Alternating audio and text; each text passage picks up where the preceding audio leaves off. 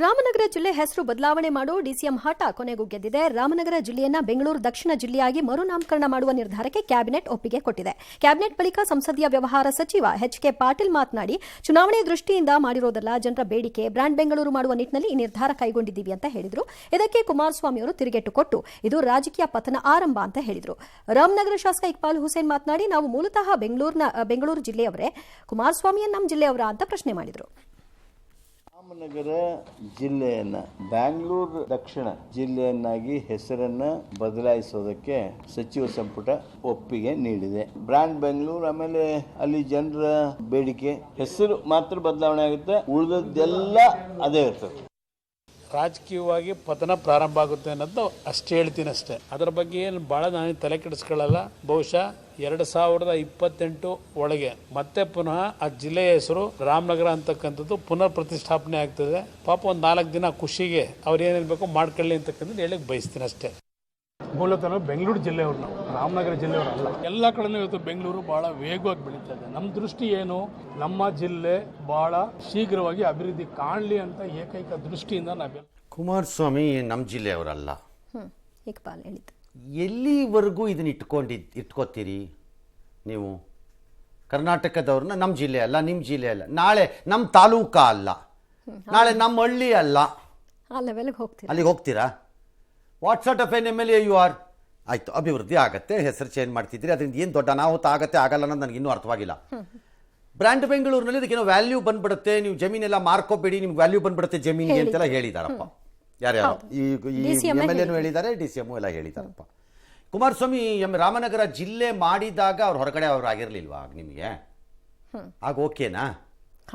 ಜಿಲ್ಲೆ ಆಗಿ ಅಲ್ಲಿ DC ಆಫೀಸು SP ಆಫೀಸ್ ಎಲ್ಲ ಬಂದಾಗ ಚೆನ್ನಾಗಿತ್ತ? ಅವ್ರಿಗೆ ಹೊರಗಡೆ ಅವರಲ್ಲ, ಅವ್ರು ಹೊರಗಡೆ ಅವರು ಮಾಡಂಗಿಲ್ಲ, ಎಲ್ಲ ಹೊಡೆದಾಕ್ರಪ್ಪ ಅಂತ ಹೊಡೆದಾಕ್ಬೇಕಾಗಿತ್ತ? ಸಂಬಂಧ ಏನು? ಎರಡನೇದು, I have a serious question. Peenya ಬೆಂಗಳೂರಲ್ಲಿದೆ, ಸದಾಶಿವನಗರ ಬೆಂಗಳೂರಲ್ಲಿದೆ, ಎರಡೂ ಬೆಂಗಳೂರೇ. ಪೀಣ್ಯ ಸದಾಶಿವನಗರ ರೇಟ್ ಒಂದೇನಾ? ಇಲ್ಲ. ಹಾಗೆ ಅಲ್ವಾ? ರಾಮನಗರದ ಬೆಲೆ ಹೆಂಗೆ ಜಾಸ್ತಿ ಆಗ್ಬಿಡುತ್ತದು? ಒಂದು ವೇಳೆ ಆಯಿತು ಅಂತಾನೆ ಇಟ್ಕೊಳ್ಳೋಣ, ಆಗ್ಲಿ ಅಂತ ಇವ್ರು ಬಯಸ್ತಿದ್ದಾರೆ ಎಲ್ಲರೂ. ನಿಮ್ಮ ಲೆಕ್ಕಾಚಾರ ಏನು? ರೈತರೆಲ್ಲ ಜಮೀನು ಮಾರ್ಕೋಬೇಕು ಅಂತನಾ? ಓಕೆ, ಮಾರ್ಕೊಂಡ್ರು ಅಂತಾನೆ ಇಟ್ಕೊಳ್ಳೋಣ, ಅವ್ರು ಮಾರ್ಕೊಳಕ್ಕೆ ಹಕ್ಕಿದೆ.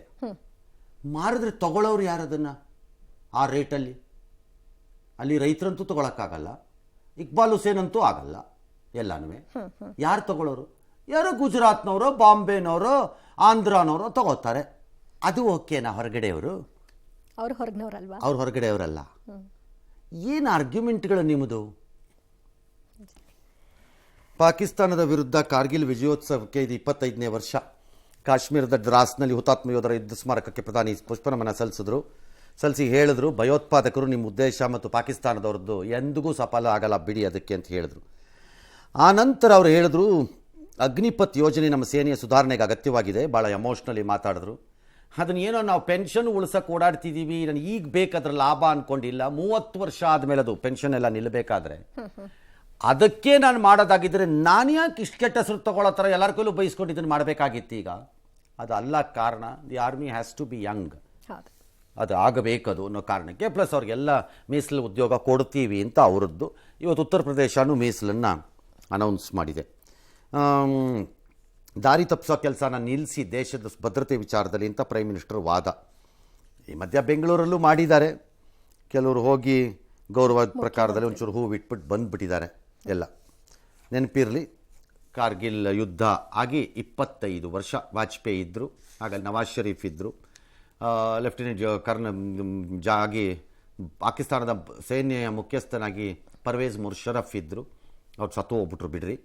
ಆ ಪಾರ್ಟಿ ಆಮೇಲೆ ಮಾಡಿಬಿಟ್ಟು ತಾನೇ ಆಳೋದು ಮಾಡಾಯಿತು ಅದು. ಆತನ ಕಿತಾಪತಿಯಿಂದ ಆಗಿದ್ದಂತಹ ಇಷ್ಟೆಲ್ಲ ಘಟನೆ ಇವತ್ತು. ವಿಜಯ ದಿವಸ್ 25ನೇ ವರ್ಷದ ಹೊತ್ತಿನಲ್ಲೇ ಲೇಹ್ಗೆ ಸಂಪರ್ಕ ಕಲ್ಪಿಸುವಂತಹ ಸರ್ವ ಋತು ಶೆಂಘೂನ್ ಲಾ ಸುರಂಗ ನಿರ್ಮಾಣಕ್ಕೆ ವರ್ಚುವಲ್ ಆಗಿ ಮೋದಿಯವರು ಚಾಲನೆ ಕೊಟ್ಟರು. ಅದರ ಒಂದು ವಿಶೇಷತೆಯನ್ನು ನೋಡೋಣ. 4.1 ಕಿಲೋಮೀಟರ್ ಜೋಡಿ ಟ್ಯೂಬ್ ಸುರಂಗ. ಅದು ಕಾರಣ ನಮ್ಗೆ ಯಾಕೆ ಇಂಪಾರ್ಟೆಂಟ್ ಅಂದರೆ ಚೈನಾ ಬಾರ್ಡರ್ಗೆ ಬರುತ್ತೆ, ಹಂಗಾಗಿ ಚೈನೀಸ್ಗೆ ಒಂದು ಟಾಂಗ್ ಕೊಡಕ್ಕದು. ನಮ್ಮ ಸೇನೆ ಎಕ್ವಿಪ್ಮೆಂಟ್ಗಳನ್ನೆಲ್ಲ ಮೂವ್ ಮಾಡೋದು, ಪ್ಲಸ್ ಜನರಿಗೂ ಅಂದ್ಕೊಳ್ಳೋದು. ಲೇಹ ಎಲ್ಲ ಹವಾಮಾನದಲ್ಲೂ ಲೇಹಗೆ ಸಂಪರ್ಕ ಸಿಕ್ಕತ್ತೆ. ಇದನ್ನು BRO ಬಾರ್ಡರ್ ರೋಡ್ ಆರ್ಗನೈಸೇಷನ್ ನಿರ್ಮಾಣ ಮಾಡ್ತಾರೆ. ಕಾಮಗಾರಿಗೆ 1-2 ವರ್ಷ ಬೇಕು ಅಂತಿದ್ದಾರೆ. ಕಳೆದ ಫೆಬ್ರವರಿ ಇದು ವಿಶ್ವದ ಅತಿ ಎತ್ತರದ ಸುರಂಗ ಎಂಬ ಖ್ಯಾತಿಗೂ ಒಳಗಾಗತ್ತಿದು ಮುಗಿದ ನಂತರದ. ಸೊ ಇದು ಸ್ಟ್ರಾಟಜಿಕ್ ಮತ್ತು ಪಬ್ಲಿಕ್, ಜನ ಮತ್ತು ಸೈನ್ಯ ಎರಡಕ್ಕೂ ಲಾಭ ತರಬಹುದಾದ ಯೋಜನೆ. All right. ರೇಣುಕಾ ಸ್ವಾಮಿ ಕೊಲೆ ಕೇಸಲ್ಲಿ ನ್ಯಾಯಾಂಗ ಬಂಧನದಲ್ಲಿದ್ದಾರೆ ದರ್ಶನ್ ಗೊತ್ತು. ಸಂಕಷ್ಟ ನಿವಾರಣೆಗೆ ಅವರ ಪತ್ನಿ ವಿಜಯಲಕ್ಷ್ಮಿ ಕೊಲ್ಲೂರು ಮೂಕಾಂಬಿಕೆ ಮೊರೆ ಹೋಗಿದ್ದಾರೆ. ಈಗಲಾದರೂ ಸಂಬಂಧಪಟ್ಟವ್ರಿಗೆ ಗೊತ್ತಾಯ್ತಾ ಹೆಣ್ಣು ಮಕ್ಕಳು ಅಂದರೆ ಏನು, ಗಂಡನಿಂದ ಏನೇ ಆಗಲಿ ಏನೇ ನಡೆಯಲಿ ಏನೇ ಆಗಲಿ ಹೆಂಗೆ ಬಿಟ್ಕೊಡಲ್ಲ ಅಂತ. ಗೊತ್ತಾಯ್ತಾ? The power of better half, ಅರ್ಧಾಂಗಿ. ಗೊತ್ತಾಯ್ತಾ ಬಹಳ ಜನಕ್ಕೆ? ಓ ಓ ಓ ಅಂತ ಕೂಕೋತಾರಲ್ಲ ಆದಿ ಬೀದಿ ರಸ್ತೆನಲ್ಲಿ, ಅವಕ್ಕೆ ಈ ಮೆಸೇಜ್ ಕೊಟ್ಟಿದ್ದು ನಾನು.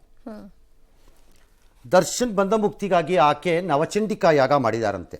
ಬೆಳಿಗ್ಗೆ 6 ಗಂಟೆಗೆ ರೇಷ್ಮೆ ಸೀರೆ ಫಲಪುಷ್ಪ ಎಲ್ಲ ಕೊಟ್ಟು ಪ್ರಾರ್ಥನೆ ಎಲ್ಲ ಮಾಡಿದಾರಂತೆ. ಯಜ್ಞಶಾಲೆಯಲ್ಲಿ ಏನೋ ಹೋಮ ಎಲ್ಲ ಮಾಡಿದಾರಂತೆ. ನವಚಂಡಿಕಾ ಯಾಗದಿಂದ ಶತ್ರುಗಳ ಸಂಕಟ ನಿವಾರಣೆ ಆಗುತ್ತೆ, ಮಾನಸಿಕ ನೆಮ್ಮದಿ ಸಿಕ್ಕತ್ತೆ ಅಂತ ಹೇಳ್ತಾರೆ ಅರ್ಚಕರುಗಳು. ಇಲ್ಲಿ ಶತ್ರುಗಳು ಯಾರು? ರೇಣುಕಾ ಸ್ವಾಮಿ ಕುಟುಂಬ. She has done her job as a wife, what she can do. ಅಲ್ವಾ? All right. ಈ ಮಧ್ಯೆ ಅವರ ಸೋದರರೆಲ್ಲೋ ಚಾಮುಂಡೇಶ್ವರಿಗೆ ಪೂಜೆ ಸಲ್ಲಿಸಿದಾರಂತೆ. ವಿನೋದ್ ರಾಜ್ ನಟ ಇತ್ತೀಚೆಗಿನ ದರ್ಶನನ್ನು ಮೀಟ್ ಮಾಡಿದ್ರು, ಇವತ್ತಿನ ರೇಣುಕಾ ಸ್ವಾಮಿನೂ ಮೀಟ್ ಮಾಡಿದ್ದಾರೆ. 1 ಲಕ್ಷ ರೂಪಾಯಿನ ನೆರವನ್ನೇನೋ ಕೊಟ್ಟಿದ್ದಾರೆ. ಅವ್ರು ಕಣ್ಣೀರು ಹಾಕಿದ್ದಾರೆ, ನನ್ನ ಮಗನ ಒಂದು ಕರಳು ಕಿತ್ತು ಬರ್ತಿದೆ ಅಂತ. ಇದು ಒಂದು ಶಕ್ತಿ ಕ್ಷೇತ್ರವಾಗಿದ್ದರಿಂದ ಮಹಾಕಾಳಿ ಮಹಾಲಕ್ಷ್ಮಿ ಮಹಾಸರಸ್ವತಿ ಐಕ್ಯ ಸ್ವರೂಪಿಣಿ ಮೂಕಾಂಬಿಕಾ, ಮಹಾಕಾಳಿ ಮಹಾಲಕ್ಷ್ಮಿ ಮಹಾಸರಸ್ವತಿ ಐಕ್ಯ ಸ್ವರೂಪಿಣಿ ಚಂಡಿಕಾದುರ್ಗ ಎಲ್ಲ ಒಂದೇ ಶಕ್ತಿ. ಆ ವಿಶೇಷ ಶಕ್ತಿಯ ಒಂದು ಸಾನ್ನಿಧ್ಯದಲ್ಲಿ ಇರುವುದರಿಂದ ವಿಶೇಷವಾಗಿ ಚಂಡಿಕಾದುರ್ಗ ಆರಾಧನೆಗೆ ಇಲ್ಲಿ ಪ್ರಾಧಾನ್ಯತೆ.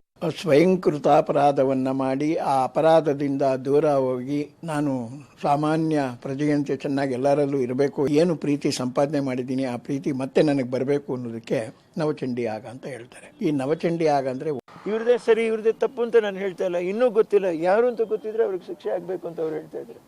ಅವ್ರು ಹೇಳಿ ನಾವು ಸರ್ಕಾರ ಕಾನೂನು ಏನಾಗುತ್ತೆ ಅದಕ್ಕೆ ನಾವು ಭದ್ರಾಗಿರ್ತೀವಿ, ನಮ್ಮ ಮಗನಿಗೆ ನ್ಯಾಯ ಸಿಗಬೇಕು. ಅವನು ನಂದು ನನ್ನ ಎಷ್ಟು ಕಿರ್ಚಾಡಿದಾನೆ ನೋವಾಡಿದಾನೆ ಅದನ್ನು ಕರಳು ನಮ್ಗೆ ಕಿತ್ತು ಬರ್ತಾ ಇದೆ.